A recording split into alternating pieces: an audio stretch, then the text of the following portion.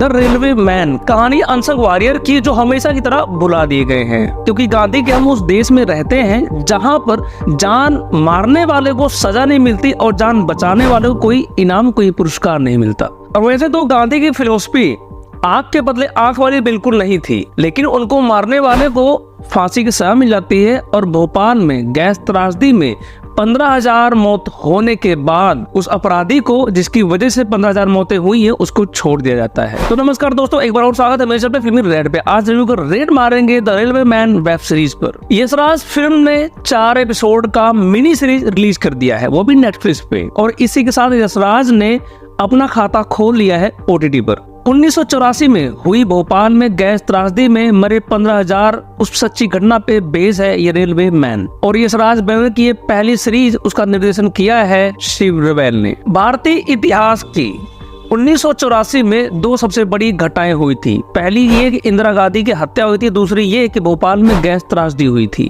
जिसमें लगभग 15,000 लोग मारे गए थे। और इंदिरा गांधी वाले केस में भी लगभग 3,000 सिख मारे गए थे कांग्रेस द्वारा। और ये एक तरह से मानव इतिहास का ये काला दिन है, जो दिल्ली में नरसंहार हुआ सिखों का और भोपाल में आम नागरिकों का। और इन दोनों ही घटनाओं में हजारों लोगों की जाने गई। द रेलवे मैन मुख्य रूप से गैस त्रासदी पे बेस है, जिसमें इंदिरा गांधी की हत्या के बाद हुई घटनाओं की छींटें भी दिखाई दी गई हैं। ये गुमनाम हीरोज की कहानी है, उनके जज्बे, हौसले और इंसानियत को दिखाती है। और इस बात को साबित करती है कि सुपर हीरो वर्दी और कॉस्ट्यूम में नहीं आते। अपनी जान पर खेल की जान बचाने वाला हर आदमी, हर शख्स सुपर हीरो होता है। और ये सीरीज किरदारों के जरिए से इंसानी फितरत पर भी टिप्पणी करती है। और ये web series the railway man बेहतर एक्टिंग से सजी हुई सीरीज है, जो भावनात्मक रूप से उतार और चढ़ाव को अच्छी तरह दर्शाती है। तो सबसे पहले आपको बता दूं सीरीज का प्लॉट क्या है। भोपाल में एक फैक्ट्री, गैस की फैक्ट्री, जो घाटे से जूझ रही है। यूरेनियम कार्बाइड में लगातार सुरक्षा को लेके अनदेखी की जा रही है। और इस बात को भली भांति अच्छी तरह वहाँ के वर्कर समझते हैं, लेकिन कुछ भी अगर सुरक्षा पहलुओं से कुछ बात करते हैं, डिमांड होती है, तो वहाँ के टॉप ऑफ द मैनेजमेंट उनको चुप करा देती है। फिर वो रात आती है 2 दिसंबर 1984, जहां उस फैक्ट्री से MIC नाम की गैस लीक होने लगती है। और इस गैस में इंक्लूड होता है साइनाइड, जहां वो गैस लीक होते के साथ ही हवा में घुल जाती है। और इससे पहले लोग कुछ समझ पाते हैं, लोग मरने लग जाते हैं। और जिसने स्मेल किया वो मर गया। तो वहीं पर कहानी फोकस करती है भोपाल जंक्शन पे, जहाँ के स्टेशन मास्टर हैं इफ्तिकार सिद्दीकी उर्फ के मेनन। तो यहाँ पर इनके सामने चुनौती आती है लोगों को बचाने की। जहाँ एक एक करके लोग मरते जा रहे हैं, वैसे में उनको बचाना सबसे बड़ा एक चैलेंज होता है। और दूसरा चैलेंज ये है कि इटारसी से आ रही ट्रेन को भी उनको रोकना है, क्योंकि भोपाल में अगर ट्रेन इंटर कर गई तो उस ट्रेन में लगभग 1000 लोग शामिल है और वो सारे 1000 यात्री मारे जाएंगे। तो यहाँ पर स्टेशन मास्टर के सामने एक बहुत ही बड़ा चैलेंज है, तो कैसे भी करके इनकी जानें बचाना। तो यहाँ पर के मेनन के सामने तीसरा सबसे बड़ा चैलेंज ये है कि टेलीफोनिक सिस्टम भी खराब है। अब वो कैसे इन्फॉर्म करे इटारसी जंक्शन पे,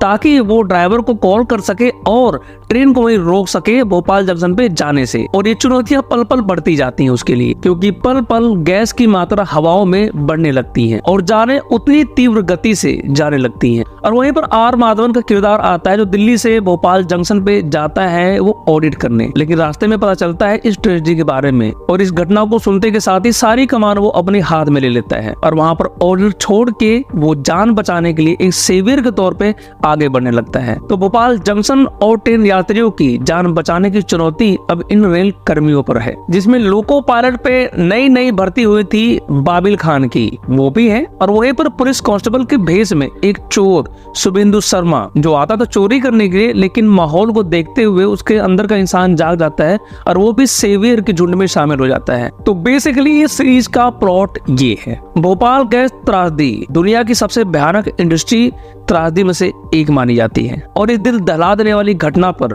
बहुत सारी वेब सीरीज और फिल्में और डॉक्यूमेंट्री बन भी चुकी हैं, लेकिन सब फिल्मों डॉक्यूमेंट्री का एंगल अलग अलग रहा। लेकिन रेल विभाग के पर्सपेक्टिव से पहली बार इस घटना को फोकस किया गया है। आयुष गुप्ता ने सीरीज का राइटिंग बहुत ही जबरदस्त किया है और साथ में शिव रवेल ने इसका डायरेक्शन उतनी ही बढ़िया कर रखी है। वैसे सीरीज की शुरुआत हादसे से 16 घंटे पहले से शुरू होती है, जहां पर जितने सारे कैरेक्टर हैं सबके अपने सब प्लॉट्स हैं। उन सब प्लॉट्स पे फोकस की गई है ताकि ऑडियंस को समझ आ सके कि गैस त्रासदी होती है तो सिर्फ लोग मरते ही नहीं है, उनकी पर्सनल लाइफ भी बहुत ज्यादा इम्पैक्ट होती है। तो यहाँ पर सबकी पर्सनल लाइफ पर भी फोकस की गई है, ज्यादा नहीं थोड़ा थोड़ा। और सीरीज का फोकस सिर्फ रेल कर्मियों पर है, लिहाजा घटनाओं का मुख्य केंद्र, मुख्य पॉइंट है तो Bhopal junction, union carbide factory और भोपाल शहर को फोकस में नहीं रखा गया है। हाँ, लेकिन साथ में यूनियन कार्बाइड में हो रही लापरवाही पर थोड़ा सा इसने फोकस किया है। और ये चीज बताना भी जरूरी है कि लापरवाही की वजह से इतनी बड़ी त्रासदी हुई थी। सीरीज की शुरुआत में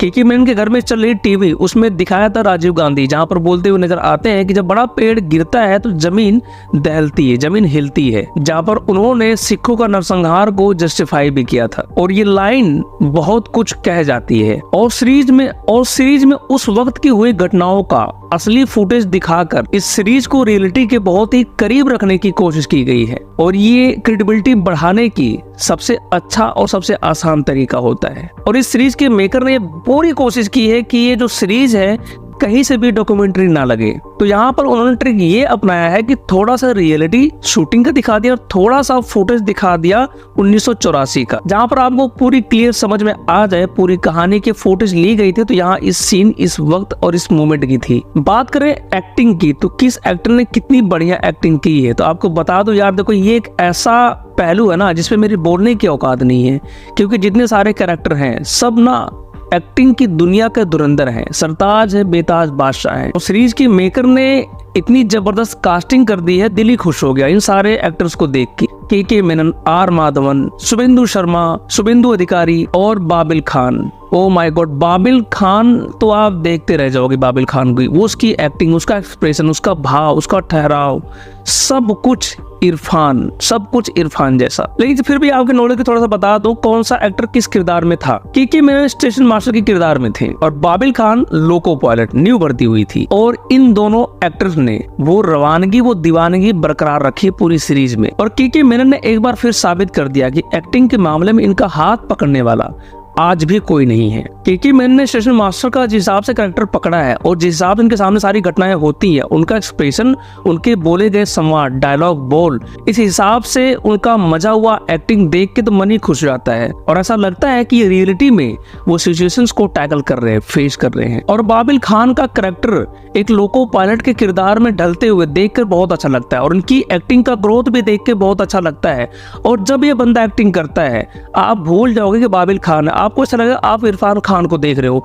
वही ठहराव, वही संजीदगी, वही भाव और वही एक्टिंग में गहराई और वही इरफान खान का अंदाज, आपको देख के ऐसा लगेगा कि इरफान खान को देख रहे हो आप। और एक बार तो एक्टिंग देख के आपको ऐसा लगेगा कि ये पेट में अभिमन्यु की तरह सारे एक्टिंग के चक्रव्यूह तोड़ना सीख के आ गया है ये। बात करें देवेंद्र शर्मा की, वैसे तो ये सीरीज में चोर है, चोर करने के लिए भोपाल स्टेशन पे आते हैं, लेकिन चोरी को अंजाम देने से पहले ये गैस की ट्रेजेडी हो जाती है और वहां लाशों का अंबार देखते हुए इनका चोरी का ख्याल ही दूर चला जाता है और इसके अंदर का वो सुपर हीरो जाग जाता है और फिर ये वो सेवियर्स के झुंड में ये भी शामिल हो जाता है। और इनका किरदार ही बहुत ही इंटरेस्टिंग है। एक अपराधी होने के बावजूद अपनी जिंदगी दांव पे लगा के लोगों की जान बचाता है। तो कहते हैं ना, सुपर हीरो कॉस्ट्यूम वर्दी पहन कर नहीं आता, सुपर हीरो इंसान के अंदर होता है जो अपनी जान पे खेल के जान बचाता है। और इसके द्वारा बोले गए अमिताभ बच्चन की फिल्मों के शीर्षक उन लाइनों में पिरो के बोले गए इसके मुंह से आपको सुनकर बहुत अच्छा लगेगा। बात करें संदीप भैया की, सनी हिंदुजा, वैसे तो ये एक स्थानीय पत्रकार होते हैं जो हर हाल में इस कार्बाइड फैक्ट्री की पोल खोलना चाहता है कि कैसे लोगों की जान रिस्क पे रख के उनसे काम करवाती है ये फैक्ट्री, और इन सारे खतरों को अपने अखबार द्वारा वो उठाता भी है। और इस कैरेक्टर में सनी हिंदुजा बहुत ही फिट बैठे हैं, एक्टिंग उसी लेवल कर रखी जिस हिसाब से इनका कैरेक्टर लिखा गया था। और इसी के साथ जितने सारे एक्टर हैं, आर माधवन, जीवू चावला, मंदिरा बेदी और भी जितने सारे कैरेक्टर हैं इसमें, सारे मजे हुए एक्टर हैं। और यहाँ पर एक्टिंग पे बात करने का तो कोई मतलब ही नहीं बनता। एक्टिंग की बात तब करें ना जहाँ पर टाइगर श्रॉफ हो, वरुण धवन हो, अर्जुन कपूर हो, यहाँ पर एक्टिंग की बात करता हुआ अच्छा भी लगता हूँ, यहाँ पर नहीं। और जितने भी सारे एक्टर हैं, जितने भी सारे यहाँ पर कलाकार हैं, उनके द्वारा बोले गए बोल और उसके साथ ही उसके अनुकूल उनके बनाते हुए एक्सप्रेशन, ऐसा लगता है इस आर्ट में उनको महारत हासिल है। और इस सीरीज में सबसे जबरदस्त कोई चीज है तो वो एक्टिंग की जुगलबंदी। आप नजरें हटा नहीं पाओगे जब एक एक कैरेक्टर अपनी एक्टिंग करेगा। वहाँ स्क्रीन प्ले और स्टोरी टेलिंग बहुत ही जबरदस्त है। कसा हुआ स्क्रीन प्ले और जबरदस्त स्टोरी टेलिंग इस बात का सबूत है कि अब जैसे सीरीज स्टार्ट होगी वैसे आप एज ऑफ द सीट पे आप बैठ जाओगे। और कुल मिला के बात आपको बताओ तो भोपाल गैस त्रासदी पर इंसानियत का मरहम और बेहतरीन लेखन के साथ एक बढ़िया जबरदस्त एक्टिंग की जुगलबंदी है। और लिटरली बताऊं ये बहुत टाइम बाद एक मैंने बहुत जबरदस्त सीरीज देखी है और इस सीरीज को मैं रेट करूंगा 8.5 आउट ऑफ 10 स्टार। बाकी दोस्तों आगे जाने से पहले चैनल को सब्सक्राइब करना यार, और बेल आइकन का बटन जरूर दबा देना और लाइक भी जरूर दबा देना। मिलते हैं फिर किसी वीडियो, तब तक नमस्कार, जय हिंद, वंदे मातरम।